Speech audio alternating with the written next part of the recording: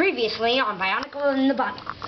The Bionicle tried to get past the Bunny, but he would never, ever stop moving in his passageway. He's getting really annoyed. Now, where are we? Right here. Let's start the show. Ah, you stinky bottom.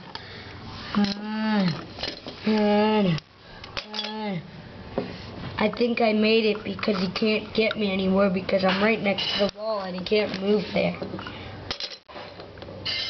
Wait, not there. Ugh. Stinky thing.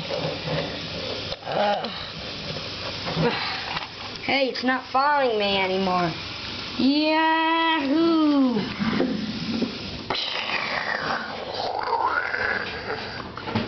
Oh, what the heck? No. Not the stinky bottle again. Wow.